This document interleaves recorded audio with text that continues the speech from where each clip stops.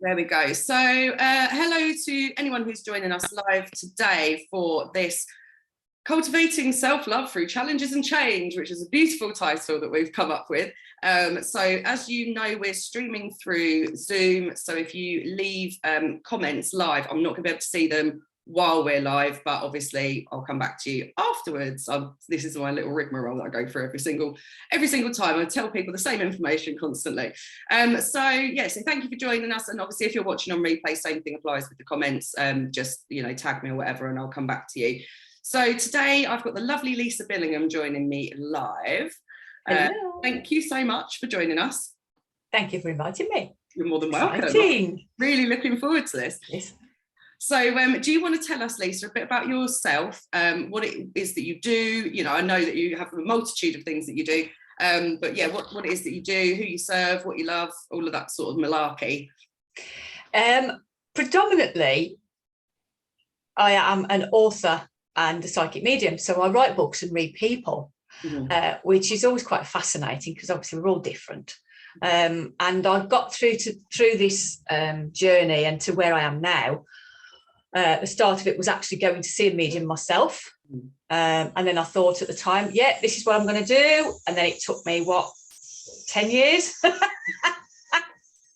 10 years ago. Yeah, you know what you thought about all those years ago? Yeah, just do it. Yeah. But we all do that, don't we? We all procrastinate. We all think that, no, we can't do that. We're not good enough. And I've had that for pretty much my entire life. So I just thought, how can I serve? And it was strange because I was abroad. I hadn't been abroad. I hadn't done anything for years. And I went to Fuerteventura for a week. And I literally sat on the beach and I just went, how can I best help people without destroying myself? Mm-hmm. Because as an empath, as a light worker, as we are, how we are, we do, don't we? We give everything, and you're just like, you just get so not drained and bogged down with everything. And then so I had that learning. I was going through that learning curve of like protecting myself and learning how it was best for me to do that for myself and for others. Yeah. And I think that was the turning point for me for that, was asking the question, because I hadn't got a clue. And it's, most of the people that come to see me are desperate. Yeah. And that's how I was. Whether it's a reading or whether it's the books, it's that, where do I go? I've tried everything, or I've tried everything that I can think of. Yeah. What's next? And that tends to be the people that come. That's really interesting that you should say that, because I think that there's a lot of people tend to embark on spiritual journeys when they don't feel that they can. There's something missing in this realm, and so they kind of seek other ways to try and improve their life, really. And I know that some people tend to, there are people out there that try to avoid what's going on in this realm. And so that's why they try and start this kind of ascension process and whatnot. But I do think that it's actually more holistic than that. And I think if you can incorporate that into this and this into that, then actually it's really, really rewarding. And it takes you on a whole new journey. It takes you somewhere that you never imagined possible, but you have to just take that step, don't you? Yeah very much. It's very hard. It all comes down to trust, doesn't it? And as we mentioned in the title, love. We've had this title for a while and we've no idea where it's come from. We haven't really talked about what. So I just came and then just like, oh, that's nice, we like that. But it does come back to that and it is that love and trust, because we're in essence a spirit in a human body, and it ain't very easy down here. No. Yeah, you can't do it. No. What? No, absolutely. And it is, again, as you're saying, self-love and trust. Because something that I've been sort of looking at recently, I'll say recently, probably over the last sort of year, is how you can help people that don't really trust that they can help themselves. It's all very well, even as a business owner, it's all very well you going out there and saying, oh, I've got all these fantastic products to help you or services to help you. But what if those people believe that they don't have the self-belief and the self-love to trust that they are able to, you know, improve their lives themselves. So it's a very, very difficult thing. So trust is hugely linked to self-love and worthiness. You know, you are worthy of changing your life and improving your life and looking after yourself properly. Yeah. So, yeah. You don't have to put up with that. You can say no. You can say yes. You can. And it is so difficult that, you know, people think, oh, I've always done this. And I'm so guilty of it over the years. You know, you just think, why did I do that? Why didn't I do that? And it's because, and I do believe that I've got to where I am now with everything I've been through. And, you know, a lot of people have gone through more than I have. Some people haven't gone through as much. It's just where they are on their journey. Relative, isn't it? Yeah. You know, it's all relative to your experiences and your lifestyle and everything else. And I do believe that I've been through it all, ultimately so that I can help other people. Because it's that, having that qualification as whatever you want to qualify in, it doesn't matter what it is, will give you the grounding to go out and do that job. So for argument's sake, an accountant, my dad was an accountant until he retired. So he'd done all the work, done all the courses, done all that. So he can do an accountant, he's good with maths, good with books, good with, you know. But then you come to the things that we do, and it's like no amount of training, I think, can ever prepare you. You've got to learn it almost the hard way, haven't you? I think, that was my experience. Absolutely. And I think that sometimes, I mean, I think some people are kind of just have this innate gift built into them that they have always been comfortable with. Whereas there are others out there who have to go through something in order to emerge. It's kind of like, you know, butterfly or the phoenix rising from the ashes kind of thing. And it's just, you have to the shit has to hit the fan before you kind of say, do you know what? This is the only thing that I've never stepped forward with and stepped into the light with. And do you know what? I'm going to bloody well do it, because what have I got to lose? I mean, in terms of sort of qualifications and training and stuff like that, I mean, I constantly do all different, you know, I'm always learning. I love learning. But I think that it's very much, again, it comes back to trust. It comes back to you trusting yourself, knowing and having that knowing that what you're doing is the right thing to do. And I think when we have these sort of like imposter syndrome type belief, we think that a qualification is going to then allow us to just become that person. But actually, you know, that qualification doesn't give you permission. You give yourself permission to be that person. You know, it's like we're always striving to become this person. Just be it. To be it, yeah, exactly. You know, it sounds really easy, but just be it. Be it then. Go on, just be it. So I think it does, you know, sometimes it is about spitting your dummy out, you know, chucking the toys out the pram and saying, bollocks, I'm just going to do it. Massively so. Massively so. It's amazing. Somebody said to me not that long ago, actually, just be yourself. I'm like, but I am. He's like, but you're not. You're holding back. And he was talking actually about dancing. It was like, you just go into that room and you just be yourself. I'm like, do you know how much shit is going to hit the fan if I do that? Because I don't, you know, I'll just get up, I'll dance with anybody, I'll be talking to everybody, I'll be doing, and then it's looked on as like interfering and things. But because we can see and feel things, and however spirit work with you, there's certain like emotions or the certain feelings or the certain things that come to you just like, I don't even remember. I've said it half the time when I've gone after and said, you know what you said to me last week, Lisa? No. Did you record it or did you write it down? No. Well, in that case, forget it, because I have no idea. Oh, well, you said this. Did I? Well, that wasn't me. It's just like, that's the ghetto. It wasn't me, it was them. Yeah. And it's like, and I'm standing there and I'm talking, I'm going like, oh, and then I'll hear something, I'll go, oh, yeah. And I'm thinking, stop doing it.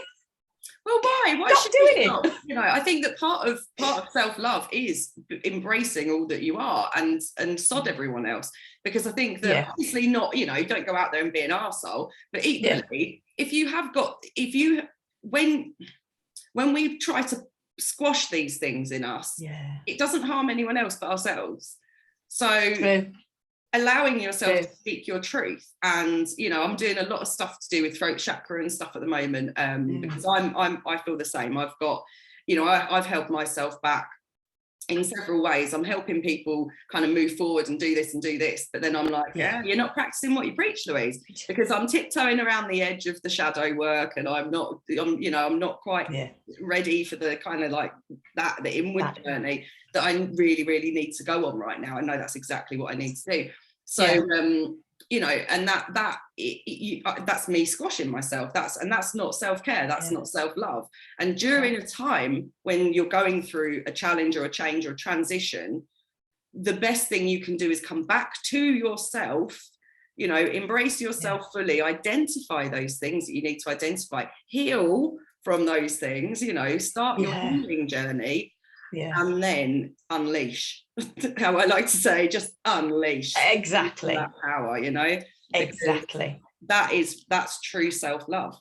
Yeah, it's true. Yeah. And you sit there, we were talking about judgment not long ago as well with another lady, and we are so harsh in judging ourselves, aren't we, for that? And you're like, well, how can that be self-love? And we all do it, and I am at the moment, and I'm just like, but why am I judging, and why am I letting other people judge me as well? Yeah. Because that, you know, you might be judging me for X when you're doing Y, and who says that either of those is the right or the wrong answer to whatever the question was? Yeah. And it's got, you know, as long, like you say, as long as you're not being a complete arsehole, then what is the written rule and unwritten rule? And we had conversations about this as well, the written and unwritten rules, and who makes them, who tells you that you have to do X or Y? I always say this, like, I always say, who sets the benchmark on this shit?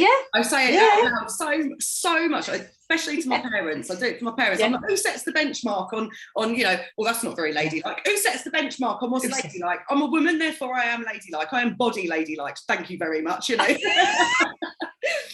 That's my that's not very ladylike either. That's quite a masculine way of dealing with it. However, just to get my point across, I'm going to say it, you know, because nobody sets the benchmark on what is right and wrong. It's you, you know in your soul what your intentions are, and I think it does boil down to that. This is how I stopped judging myself. I started, instead of judging my behaviors, I started to judge my intentions. So I'd started to think about what was my intention, because you can take it how you want, right? I can't control that, but my intention was pure and loving and giving. So therefore I just, you know, and I'm like, the behavior might not sit right with some people, but the intention was pure. And that's really how I started to get over it. And I think it's because I read something that said if we started to judge each other on our intentions rather than our actions, then the world would be a better place, or more harmonious place. And it really, really resonated, you know. So I thought, I'm going to start doing that for myself and with others. And I'm certainly happier for it, you know, and I feel more love and care, not just towards myself, but from others as well. Yeah, exactly. Yeah, it's amazing, isn't it? It's that somebody said to me, like, you're filled with so much love, and then you need to let it go. And I'm like, can't I keep a bit for myself? Yeah, you know, just things you've been doing. And but it's right, isn't it? It's like you're the channel for whatever message you have to deliver. And a lot of that message is based on love. It has to be, because the world needs to change. And it's that, but if you keep all that to yourself,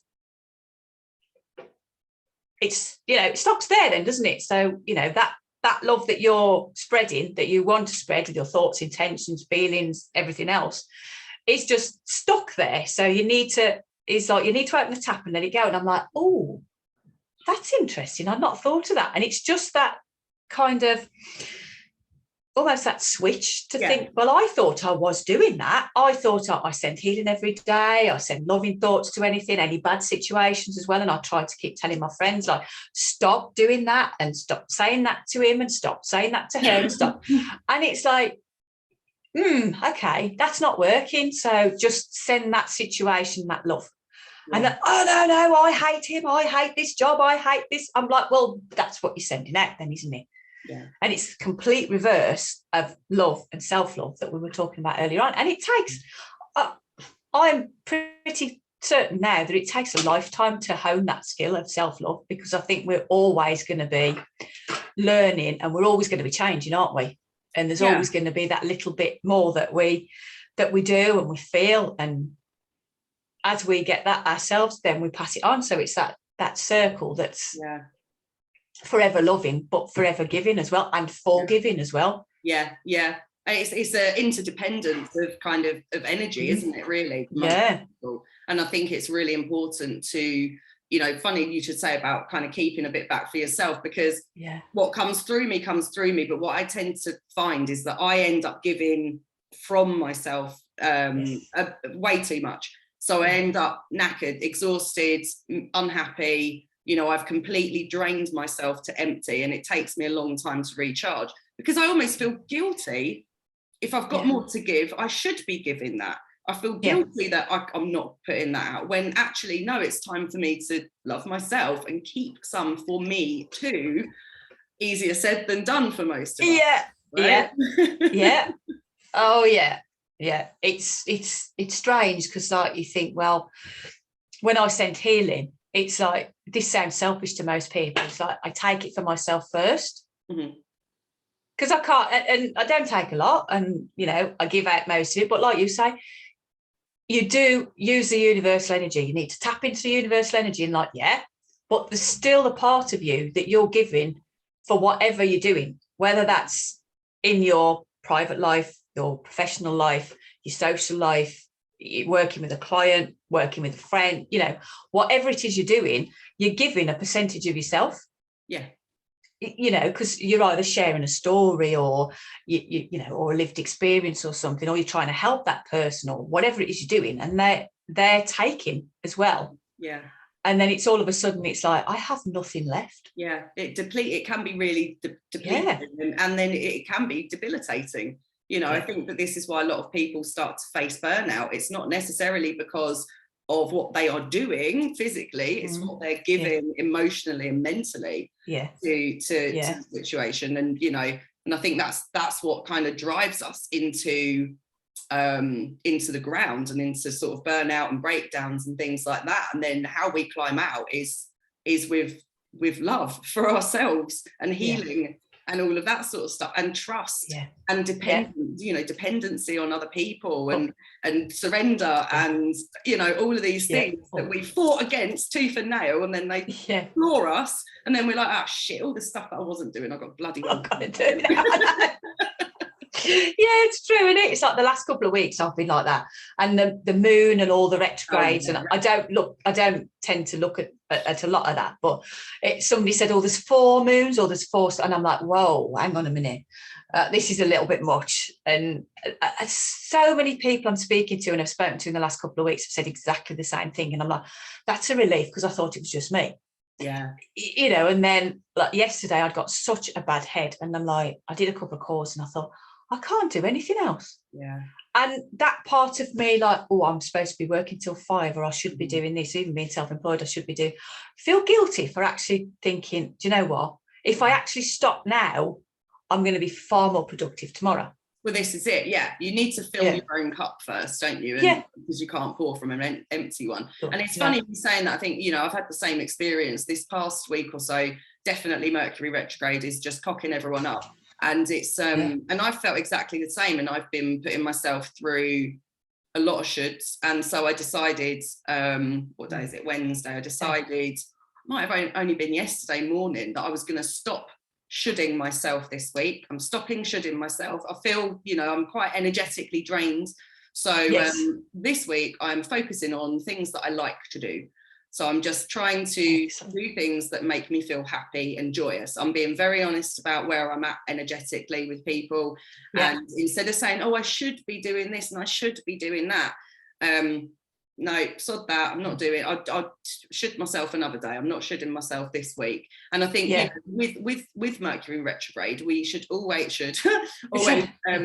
try to this is a time to sort of excuse me, reflect, heal, you know, nourish ourselves. It isn't a time to be out there taking action and making decisions, because it's all going to go, you know, cockeyed. It's all, technology is going to start playing up. Like all these different things are going to happen. You're going to feel knackered, and it's just not the right time to be doing those things. So see this as kind of like a nice little cozy period of time where you can look after yourself, come back to you, you know, think about things, let things come and go, all of those lovely things. You don't need to be making decisions or pushing yourself in a direction that that feels that you can feel that resistance in, you know. This is a time for self-love more than ever, right? More than ever, So I'll be grateful when it's bloody over. We've got a little while yet, but we have, haven't we? 3rd of June, I think it is. Is it? I think it's a good couple of weeks. Bloody hell! But it does come back to that, like, self-love through challenges, because every day at the moment especially is a challenge with Mercury retrograde and then the full moon and all the rest of it. And then you think, even though I'm fairly like, I'm fairly switched on, I'm fairly with it, I'm so grateful, I'm so happy with everything I've got, but you still think sometimes, and I have for the last like few days, been like, oh God, this is exhausting, I can't do this anymore. And it's that stepping back and going, right, okay, this is time for me. You know, we've all faced challenges, we all face challenges, and we all will face challenges. It's finding that within you to go, do you know what? It's okay to have a bad day. Doesn't mean that I don't love myself. Doesn't mean that I don't care. Doesn't mean that I won't help as many people as I can today. But at the moment, feck off and leave me alone. Absolutely. I mean, I had a bit of a day like that day as well. You know, I had a full-on meltdown to my mum. She come around for a cup of tea and ended up just crying. I was just like, life is so overwhelming. So and then, you know, for the afternoon, I was like, no, I'm going to sit and I'm going to figure some stuff out for myself. You know, what do I want? What is overwhelming? Because I tell you what's not overwhelming.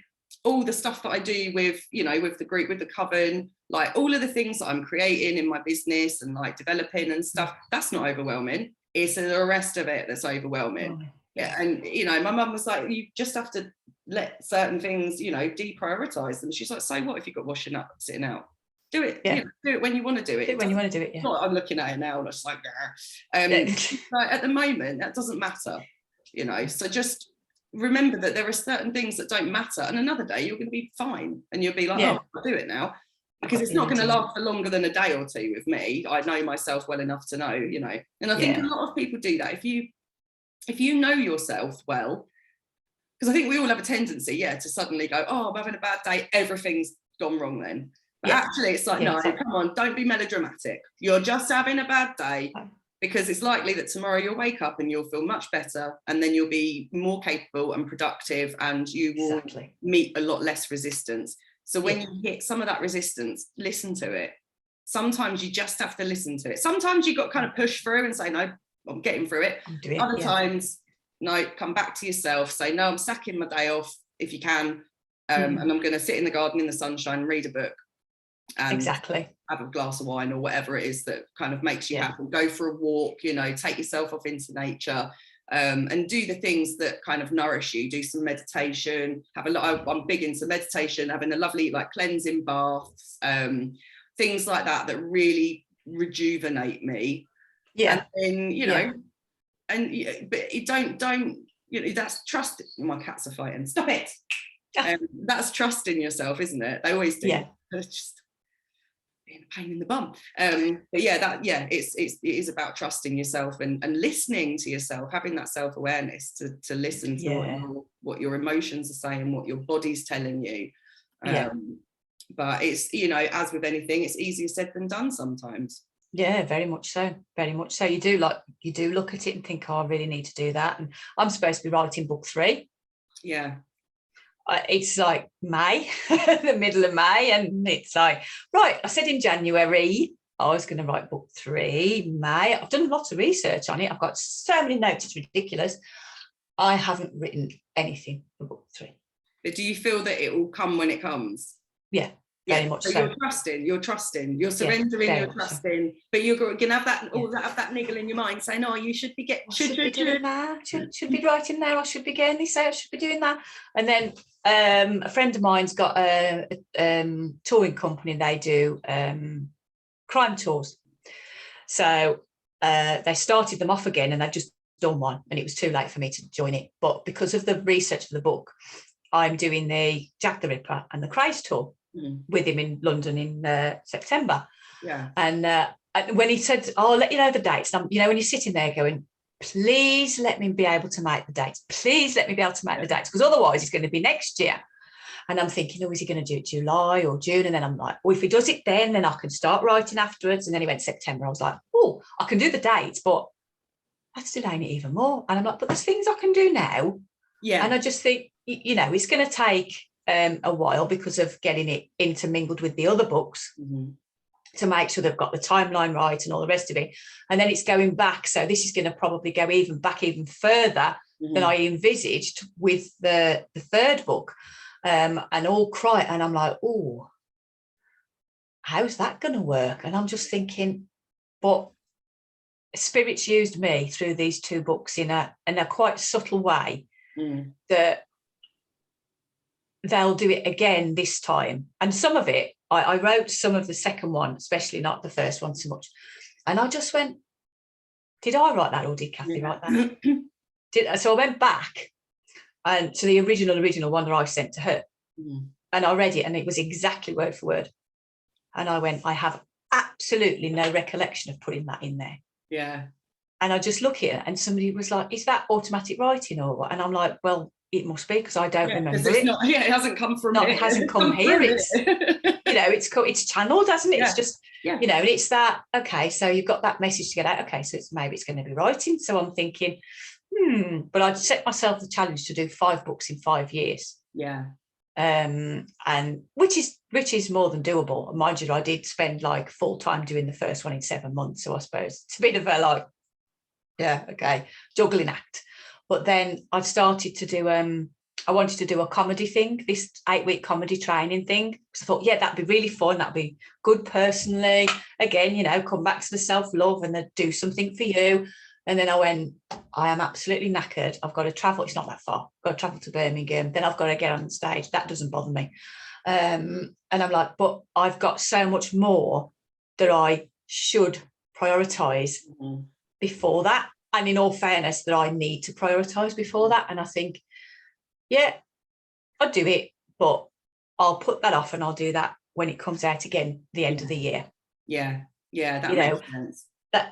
And it's that, do I beat myself up about that? Well, why should you? Anything like that, you make a decision, you might tell the world, you've still got the right to change your mind. Absolutely. Yeah. That's another thing, is that people forget that they are allowed to change their minds, Yeah. So I mean, I put thing out the other day saying I was going to do this masterclass on one topic, and then that's changed now. So I'm like, well, I'm not doing that. I will do that eventually, but I'm really pumped to do this other one. So I'm going to write that one first and deliver that one first. Who cares? It don't matter, does it? People go, oh, all right. It's, we pressure ourselves with all of these things. And I think that trusting that the next step will appear when it needs to, and trusting in timing. And I don't know about you, but I tend to procrastinate or put things off, as you sort of say, in terms of certain things that I do. But then what will happen is it happens all in one hit. So I it's not like a nice little slow, softly catchy monkey type thing. It's just like nothing, bang. Bang. Yeah. Yeah. And all of a sudden it's like, and I can't stop. So when I am going through this sort of period of time, I try to remind myself that I have extremely high energy times as well. And that creates that balance, so definitely.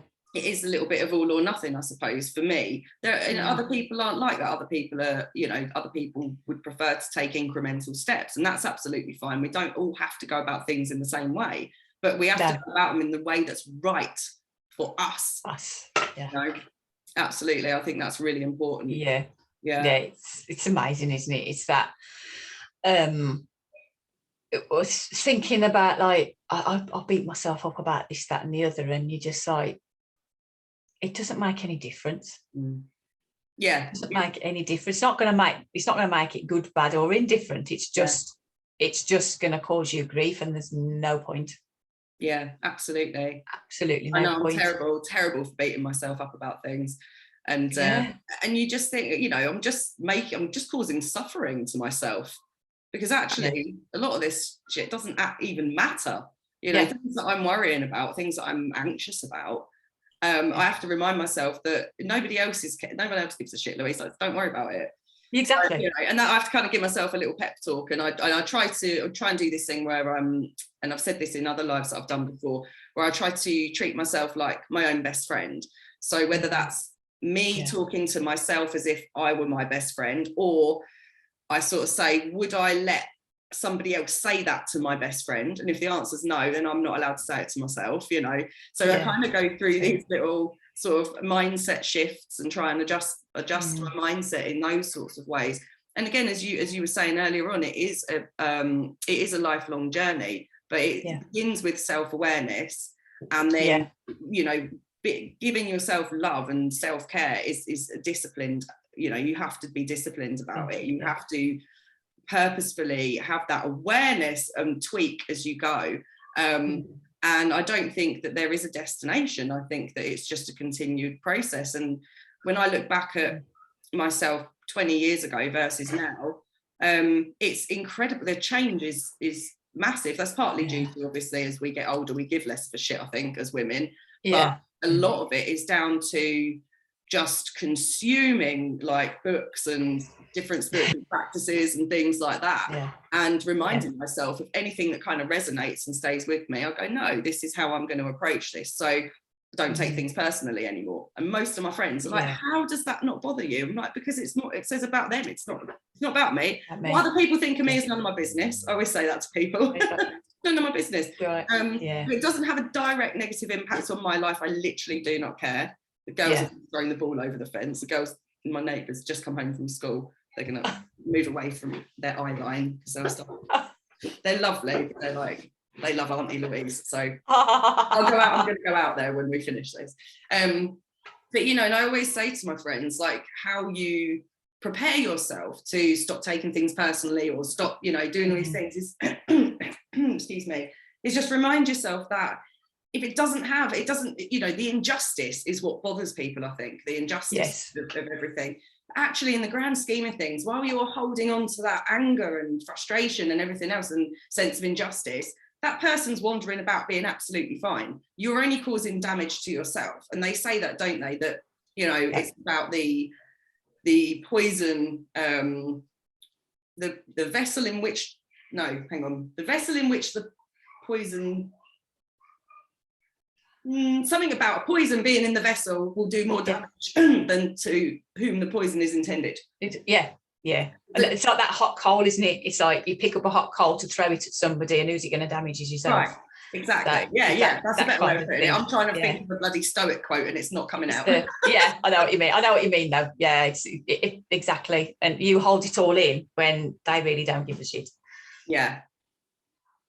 And it comes back to that being, doesn't it? And you know, I read nearly every day, don't do, just be. And it's like, okay, then how? Because it's so hard, because you know your thoughts are coming and going, and then you're worrying about the stupidest little things, and then like the massive things, it's just like, oh, whatever. And then the little tiny things, you're like, oh, I'm going to spend like hours worrying about that. And then in the end, it comes to nothing anyway, because, you know, nothing ever happens with that or whatever. Yeah. And you just think, okay, so I'll be, and then I hug trees quite a lot, to be honest. Yeah. And I see the same thing, or have done over the last 6 months, maybe. Mm. And it's really, really nice. And it's grounding me, and it's just a swirl of pattern of rainbow coloured dots just swirling like down, and just keep swirling down. And then I think it was 2 days ago, I don't know whether this is the moon or what it was, and I just thought, I can see light. Mm-hmm. And I'm like, oh, it's because it's light, it's daylight, it's early. So I'm literally got my eyes shut, I've got me like my hands over my eyes like this. I'm doing this. I'm like, okay, so I can still see light. And it's like adjusting your eyes to the darkness. And the whole lot of it was dark. I could just see this chink of light, and just come, the light is at the end of the tunnel. And I'm like, oh. And I'm like, I've never seen that before. I've never experienced that before with tree hugging or with anything else, or grounding or whatever. And I'm like, oh, wow. And it's just that was the message that I needed to hear at that particular time. Because I'd got a majorly bad headache when I went out for a walk yesterday morning as well. And I thought, right, if I hug my tree, that'll help clear it. And that was what came through. And I'm like, oh, wow. And it's almost that like telling you not to give up just before, because you do, don't you? You don't know how far you are away from whatever it is you're trying to achieve. People generally give up when they're just on the cusp. And you're just like, no, don't do that. And then like the amount of times I've messaged my friend going, I'm done. I'm done. And they're like, yeah, okay, Lisa, we've heard this before. And then others are like, no, you can't do this. And, you know, you're going to do this and you've got to do that. And I'm done. I know, but we've all got to say it sometimes, and then we're like, I'm not. Then I'm all right now. It's like, to have a bit of a tantrum for a minute, you know. I think that's not a bad thing. I think we're all allowed to do that if that helps in that moment. Like me having my outburst yesterday to my mum, I needed to get something. I needed to clear it. It needed to come out. So it did, and then actually I was all right. And again today, you know, it's the same situation. I feel better, and weirdly, going back to the kind of shoulding yourself, the things that I've been putting, like the pressure I've been putting on myself of all the stuff I should be doing, I've started doing because I'm not shoulding myself anymore. So I'm kind of naturally doing this stuff, and I'm like, oh, this is what I should be doing every day, and then I don't want to do it. So it's kind of like, you know, you sort of rebel against yourself a little bit. So definitely there is a lot to be said for coming back to yourself, having that self-love and awareness. So I just thought I saw something like a blue sort of, it was like an orb, like a blue. Really? Yeah. I knew you were going to say orb then, Yeah. And I can't see it, really, but yeah. Really bright, like a dark blue. That was really strange. Wow. That's to do with your throat chakra. That was that you were talking about earlier on. Throat chakra, Yeah, that was really weird. Ooh, wow. It was outside as well. It wasn't in here. It was outside. That's really strange. Anyway, so I think that, I mean, we've covered a wide range of topics here, haven't we? So we have, and I'm being disturbed now, so I really need to.